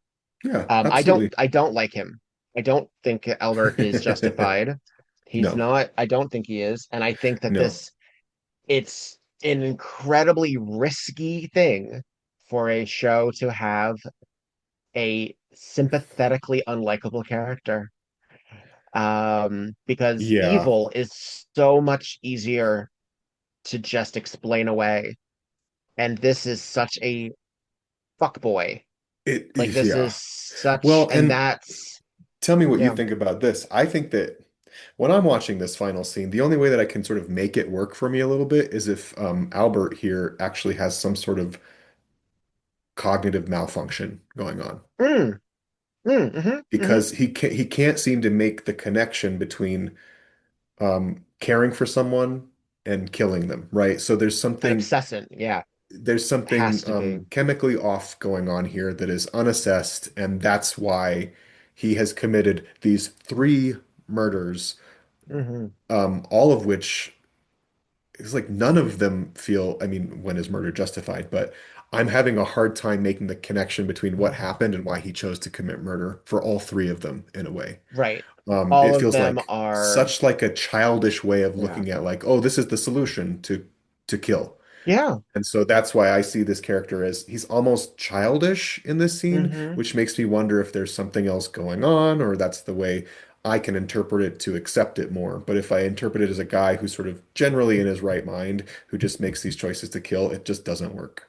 Right. So, Well, and we see that done splendidly, if not heartbreakingly, but yeah, splendidly in Murder to a Jazz Beat. exactly. With Eddie. Yeah. Yeah, and him having a similar, but I had to because that's I had to stop him. exactly. That's the only way This to was get rid the of only him. thing we could do, right? This is what she was going down she was spinning down the drain and she couldn't help herself, so I had to kill her to help Yeah. her, right? It's just such a weird way of bridging So the fact that from this this actor to that. doesn't go into that, doesn't lean into that, or doesn't lean really into any of those That's the tropes. thing. He doesn't really lean into anything, Doesn't and lean. I'm Mm, seeing like glimpses of what I want to create the story to be because it make sense for me. But I don't know if it's what he hmm. actually brought to the table, I guess. Um, That's fair. yeah, That's fair. yeah. Yeah. Meanwhile, the screen is paused on him, and he's very, again, I'll say it, he's a handsome guy. He's the handsome, but he also look at the I know. he's He so looks boyish, sad. He's right? like a little Like, puppy. and Yeah. there's something kind We of couldn't fix pitiful him, but about him. Yeah. He's kind of yes. to be pitied, Yes. and I don't like that he's to be pitied because I don't think he should be pitied. He murdered three people. Um, Well, I mean, that's your interpretation. yeah. This episode actually doesn't even give Jessica look. She doesn't even do a tisk face. We don't. Mm-mm. She's Mm-mm. surprised to find Yep. out that he did it. Hmm. Finally, Jessica's surprised. She's She thought she knew speechless. it all. She got nothing to say. Um, Praise the but day. usually that lens that tells us as an audience how we're supposed to feel, and we're Yeah. not given that. Yeah. So Yeah. I can see why that would be unsatisfying. Yeah. Yeah. Um, and in Yeah. this final We have this little scene, cap, she can she convinces Harry to burn the copy of the diary, even though it could mean fast, easy money. and she did burn the original too. I Hmm. forgot that note Yep. actually because we were talking about it still being in evidence. She We did were, end yeah. up with Yeah. now, admittedly, that copy was missing pages. Yeah. But yeah, Exactly. Um, yeah. I have to admit, part of me And is like, keep the copy, sell the copy. I know. Well, that's because we're pragmatic. Yes, we are. Exactly. Solve a murder, make some We bucks. believe, That's yeah. it. Well, and also it would, I'm not Also, saying it nothing they would, said about Evangeline was that precious to me as far as I'm concerned. It's like, oh, right. she had a And I think, boyfriend. Oh, she took some medication that a doctor prescribed to her. Oh, okay, great.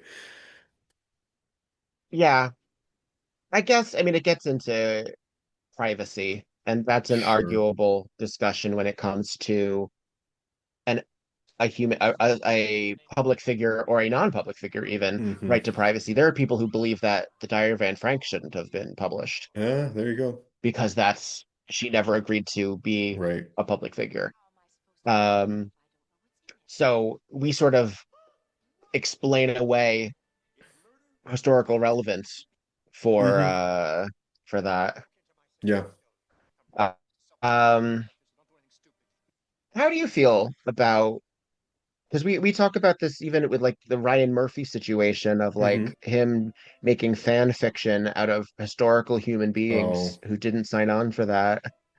Um, and Um, victims in theory being re-traumatized. okay. Yes, I have thoughts. I think, and I'm gonna sort of frame this in a little bit of a bigger way. Um, Sure. anytime we get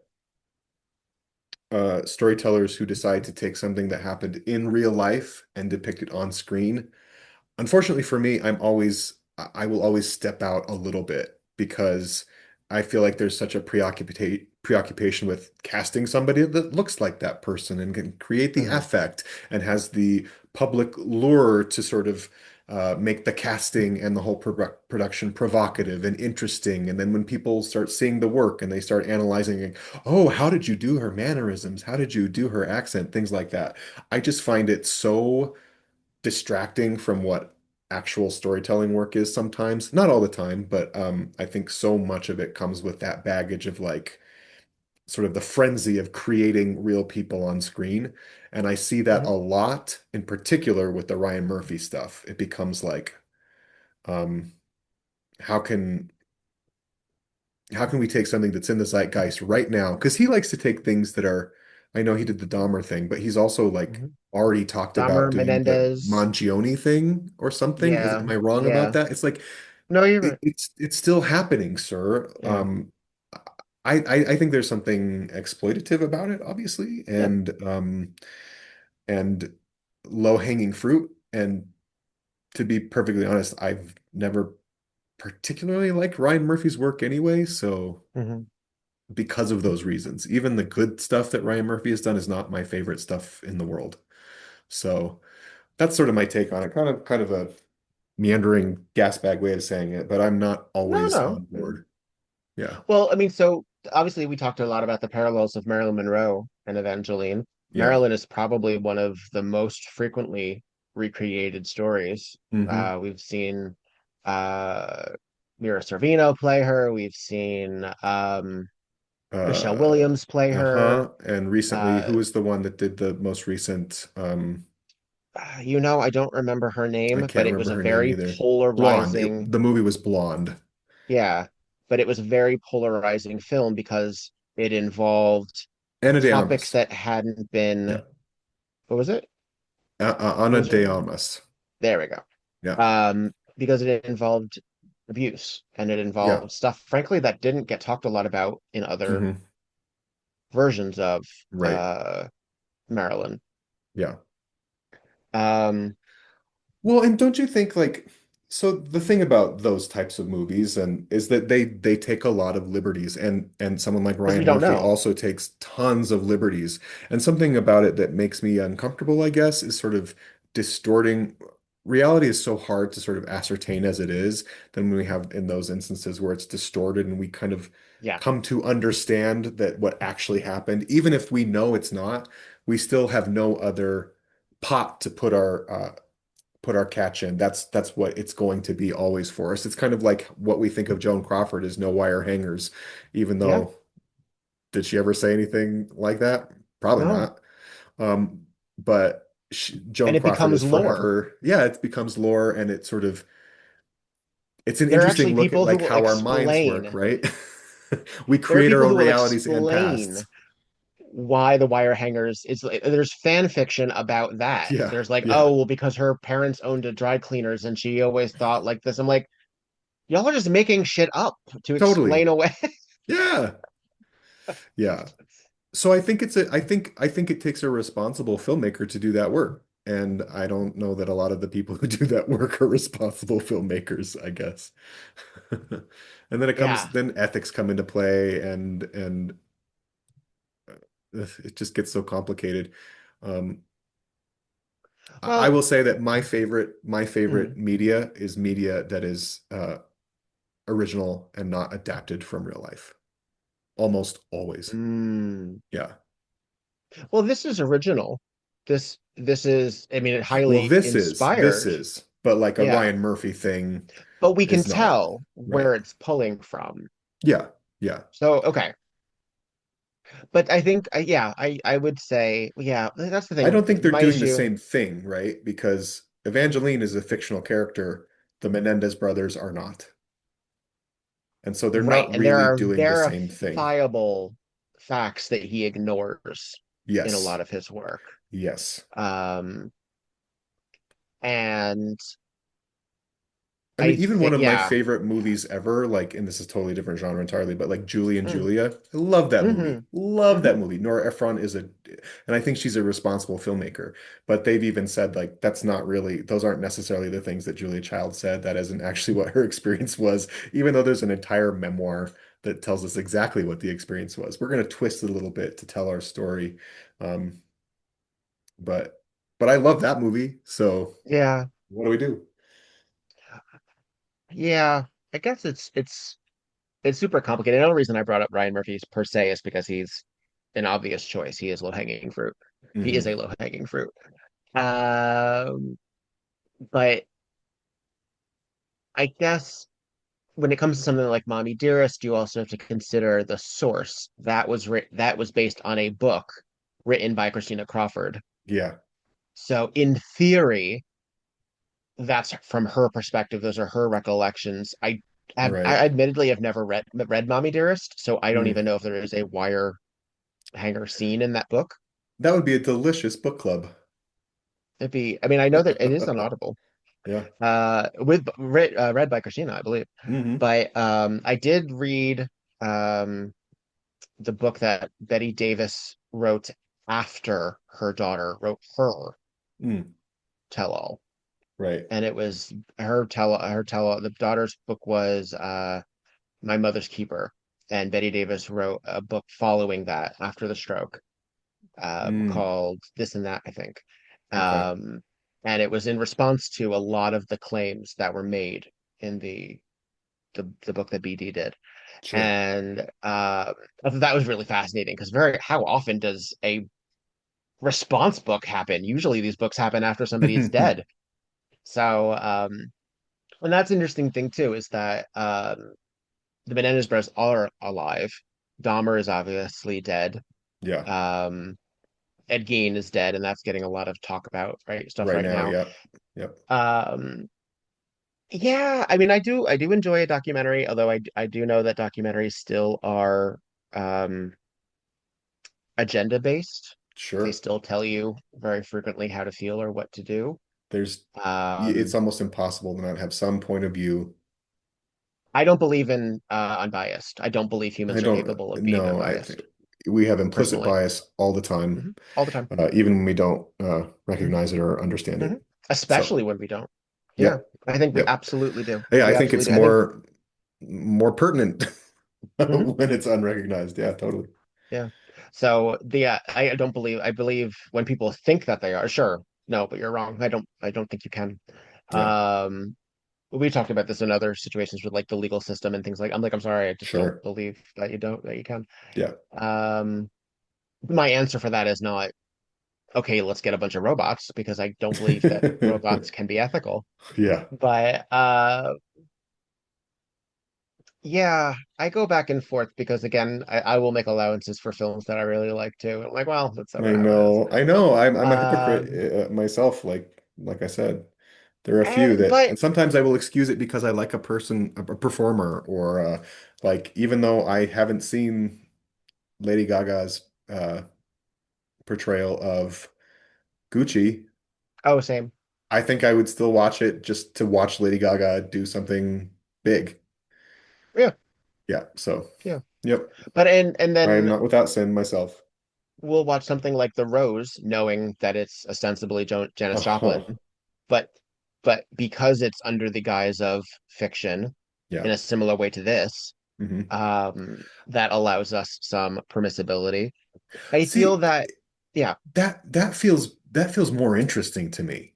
Something Mm, like The Rose, because we actually can root it in what happens in real life in these circumstances with these types of personalities, but then we get to create the story. Right. mhm. But again, it's the twisted reality of when we start believing that somebody did something or behaved a certain way that's not remotely provable or even accurate. And then Or straight up a lie, like I straight up think not what it happened. is, and I Yeah. guess I think that those types of stories have a tendency to kind of influence or infect the way we think about our own lives in ways that aren't necessarily healthy, because then we are no longer living in the real world Hmm. when we conflate what Also, happens in things like that with our own lives. some things are, I mean, I understand that a lot of times things are done for dramatic license. Sometimes what actually happened is Is interesting, and I don't know more why bonkers and they more need cool. to, like, I don't know why we need to do that sometimes. Yeah, Like, I understand every once in a while I'll see something and they're like, oh, these are combined characters. Okay, so this person sure. actually is several people like this. Hmm. Um, because they just didn't have time Yeah. to show us the fact that these were actually three different people. Bombshell was like that. Oh yeah. The Fox News expose, which I really enjoyed, even though Yeah. most of those people can go fuck themselves. Yes. I really enjoyed Bombshell. Well, there are But Margot some great Robbie movies like, was a composite. yeah, Spotlight is also like a really nice movie Mm, about actual things that happened. Um, I don't know, and maybe part of that is because it wasn't about like the pomp and circumstance of like, oh, we got this actor to play this person. Look how well they transform. And really was actually about telling the yeah. story rather than um, the noise around it. That is I get what you mean. It's sort of like Yeah. that, oh, it's great performance, not great movie situation. Yes. That's how I It's felt like, about Capote, actually, with oh, Philip Seymour Hoffman. frankly, same. And Meryl Streep in The Iron Iron Lady, same. Lady. Yeah. You and I. And that movie Yeah, just yeah. became, look how good Meryl Streep is. And don't get me wrong, I love my Meryl She's Streep. great. She's amazing. No one can probably do it like she can. And unless your name is Toni Collette. But we don't know enough about Florence Foster Jenkins to say, oh, that's distracting, Exactly. per se. Exactly. Yeah. We have that So, one video of her, or those recordings of her singing like a loon, right? yeah. And then you create a whole movie on it about it. I don't know. I'm I don't still know what the waiting line for is. the, So yeah, I'm still waiting for a Julia Child movie. She still could do the Julia Child TV years. Like, just sure. do that. Well, they did a My favorite miniseries parts of, about that. right, but I want fucking Meryl Streep. Yeah, me too. No And I offense loved to her our other in actors, but Julie. she's the best part of the movie. Yes. She's a joy.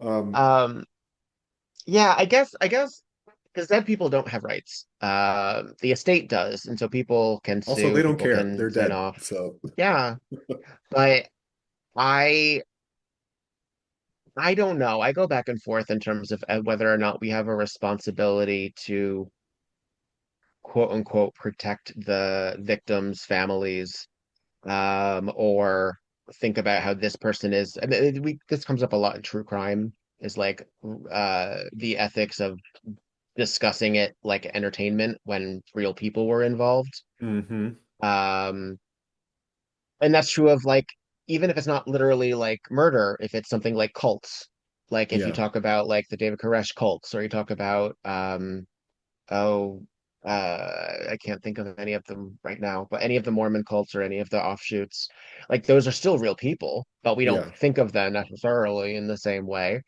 Um, and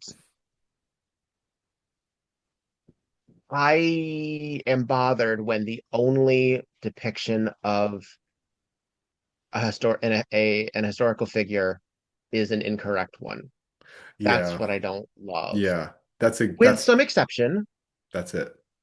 Julie Andrews is in Star, and that apparently does not resemble tremendously the life of Gertrude Lawrence. Hmm.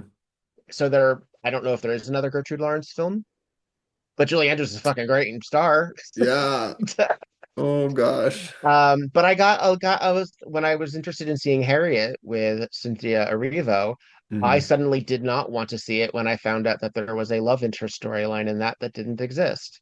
Ugh, Oh, see, then I don't like, actually want to go see it then. but it's this That old has idea stopped that me like from seeing it. movies must follow these formulas in order to be successful. No. I know. No, life I is know. interesting. If you are a responsible filmmaker and you want to tell a real life story, you will find a way Right. because those stories, all the goods are there. Yeah. Um, it's just a lack of creativity on the part of the person who's writing it or producing it or creating it.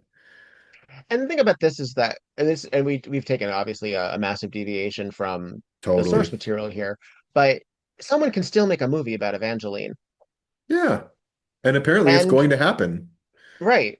because And I frankly think Sausage and Peppers has a copy. if that diary is as scandalous as it is not more scandalous than the tropes of the imagination of the Hollywood writer. It will No. just not be as accurate per Yes. se, Yes. but it will still be exploitative. Hmm. And it will still use all of the possible things. Oh, she was a drug addict. Well, that's going to get included. Oh, she was under analysis. Well, that's going to get included. Yeah. She slept her way to the top. Well, that's going to get included. But I guess the optics of it might change, because then if you look at something like Blonde, suddenly the way that we have retroactively taken Marilyn Monroe as a feminist hero and as an Uh, abused figure uh-huh. is really fascinating. Yes. I mean, we've gotten really protective of her, and we always the have pinnacle been, but we've example, right? gotten Yeah. Well, because the more we know, the more we know about the things she was up against, the adversity she was facing, but also her own personal habits that did not help her in the end, right? Like it's Mhm. so complicated. It's not just about like a villain um, or a hero. Um, it is affected the legacy of people like Arthur Miller because she was yes, married to him, yes. and yet all of the year and yet we also Even elevated President Kennedy, DiMaggio. right? Well, yeah, yeah. But Yeah, we elevated DiMaggio to the man who always held a torch because he visited her grave. It became like this yeah, extra romance right, fantasy, right. essentially, uh, while based in reality. Um, it's like, okay, like we still are creating, I don't know, what is that called? Parasocial Yeah, relationships with the yeah, dead. yeah. So I think unfortunately, if it happened in real life, I don't think that there are limits to Hmm. recreation. I believe it should be accurate because that's what I personally want from it. Hmm. And I don't believe that it should out and out lie and then claim that it's real. But Hmm. I am not one who believes that you need to get the permission of the family to tell the story. I'm sorry, that family Yeah. didn't get consulted in anything. They don't get it this time. I mean, because Um, frankly, it's not their life. It's it's the not, person's life. and Yeah. it will affect them, sure. And I don't know that. Yeah. I mean, and that sucks. I'm sorry. I know you didn't ask for it, but that's what we got. Like that's just how it is. Right. And I feel that, and I do believe that I would feel that way if that was something that happened in my life. If someone wrote a story about my siblings and I had somehow some involvement, I think that's just how it is. Yeah. Yeah, So, that's true. That's true. Um, and it's there's so much we could get into so much more, but maybe I should stop it there. But yeah, I don't the circumstances are really important to whether it's something that I yeah. think is worth watching, think is worth creating, or And I whether I tell you, think something is just a meal ticket or a cash I'm cow. less interested in Evangeline's diary than I am in Dr. Dunn. Yeah, she's the one who She's the one who I want to hear she more has some about. real skeletons in her closet, right? She's the one that I actually want to know about. Unhinged. So I think Well, that's something that we should consider. Sometimes it's proximity. That's the uh-huh. interesting point. Yeah. They even say that in this episode. Yeah. Like you are an analyst to the stars. And so what's You're a going celebrity. on in You're right. there? Yeah. Yeah. Um Well, it's like the true monster in Frankenstein is the doctor. yeah. Like it's not necessarily who we assume is the protagonist. It's what's the circumstances are that create Right. that person. Right. So Right. Fascinating. profound. I mean, I think that's a good pivot point to like our final thoughts on the episode, right? Oh, sure. Yeah. What do you think? What do you think of this convoluted title? One good bit deserves a murder. Um, I like it. I like this episode. I think it's thought provoking. I think it's a very good discussion and jumping off point about celebrity and our ravenous gripping with it. It also holds a mirror up to us as consumers or Hmm. as perpetrators in this in some capacity. Uh, no one's a hero in this. We Everyone is a even see bad guy, we even see our hero Jessica kind of indulging in the scandal of it, right? and we see our other hero, our anti-hero Harry, do terrible things. And try to profit. Yeah. Yeah. So, ostensibly, our protagonists in this episode are still flawed, and that's great. Hmm. That's what it should be. Because every once in a while we do get a sanctimonious Jessica. And those are and that's sloppy. That's sloppy writing. Um, Yeah. but Bennett fails Evangeline. Dunn fails Evangeline. Sal fails Hmm. Evangeline. Everyone fails Evangeline. Um, and she's not even there. Yeah. Like it's just like, oh shit. Like I think it's a deceptively simple episode. Good point, actually. Yeah. And I like the choice of using an auction house Hmm. to literally do the highest bidder as a metaphor for the ravenous consumerism Yeah, is yeah. very smart, is very, very smart. Hmm. It also lends itself to really interesting scenes that could have taken place anywhere else. Yeah. This could have taken place in Hollywood. Oh, this could take place anywhere, anywhere that there's society, right? And the fact that we have to do it in Boston because we have to get Harry involved makes choices for the plot that are Hmm. interesting and are Hmm. unusual for such something like Yeah, this. yeah. So I appreciate that. I know I started this conversation by saying, "Why are we in Boston?" But I think that's why we're in Boston. I think Yeah, that is why we're in yeah, Boston. Yeah. yeah. It was So to show us that this is more yeah, transferable than just our sort of hot spots of LA and New York. and I like how Yeah. tenacious Jessica is. And I like Hmm. that she's, I mean, I, again, there are some questions like, okay, we do sort of shy right by her relationship with Bennett. His death is almost inconsequential, Totally. real And quick. she could He was a care less massive when he's star. dead. The fact that someone like Marlon Brando was found falling out of an Uh-huh. armoire should have been like a huge cultural shift in our zeitgeist. Weirdly, we're still interested in Evangeline in the episode, when in fact It's that would be a huge scandal, right? huge Like scandal. huge. We wouldn't stop hearing about it for years.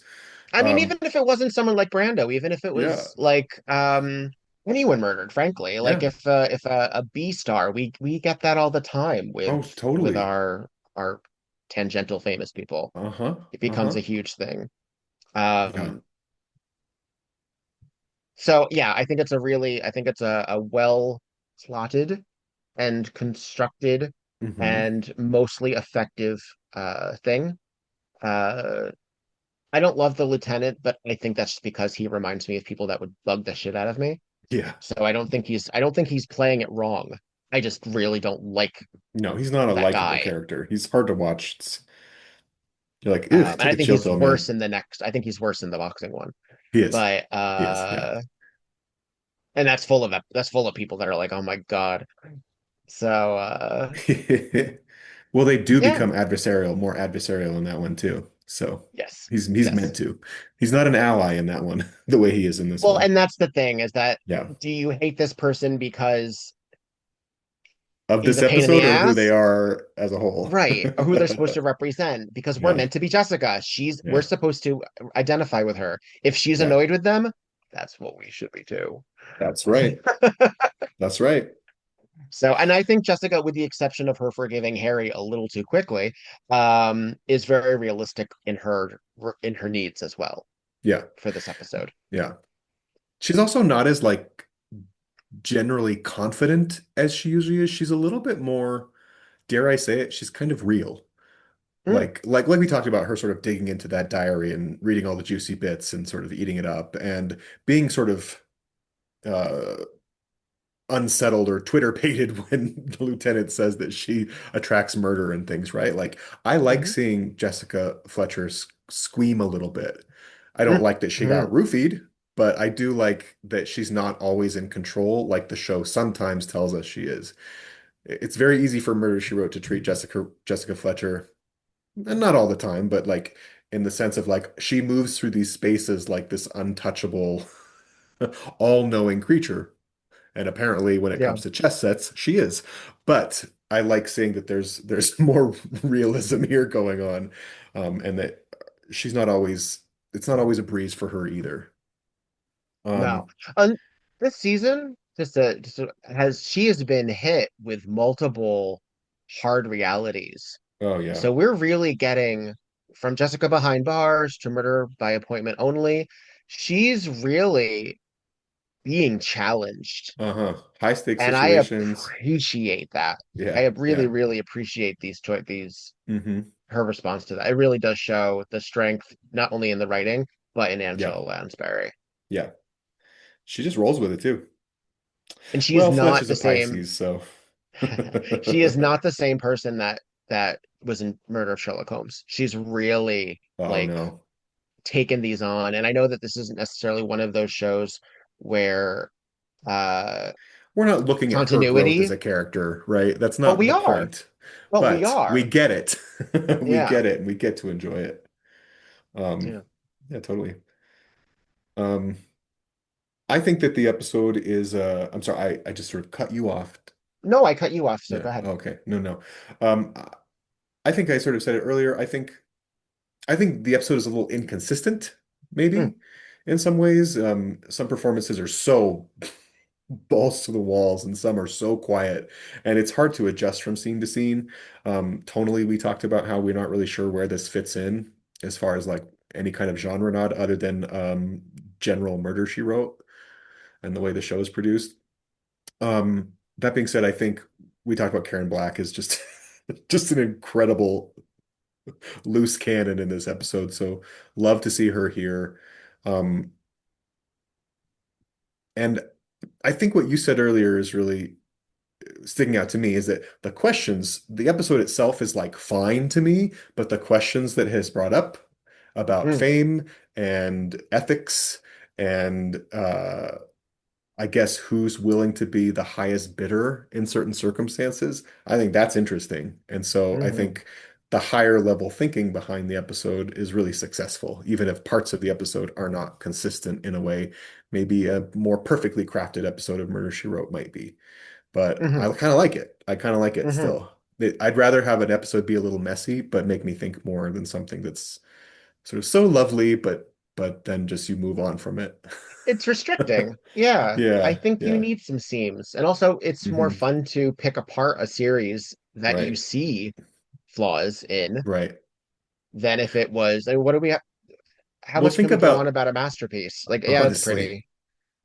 compare this episode to season 2, episode 6, Reflections of the Mind, and they Mm, couldn't be more different in like what they're doing with storytelling, right? And how they're mm, approaching ideas.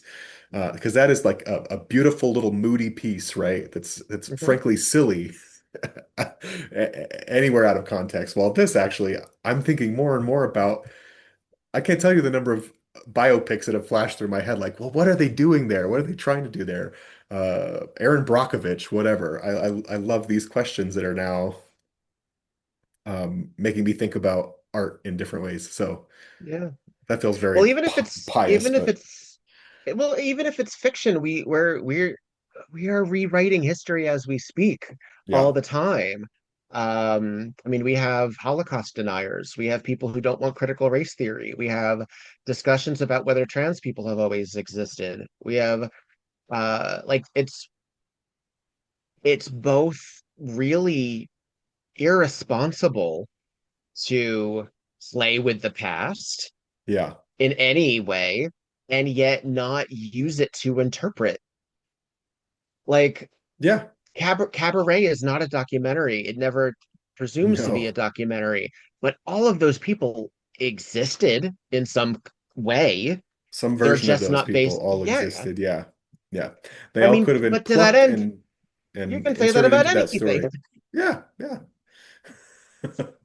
Victor Devon, who are we? Where are Oh we? my God. What's the point of life? How big is the Uh, universe?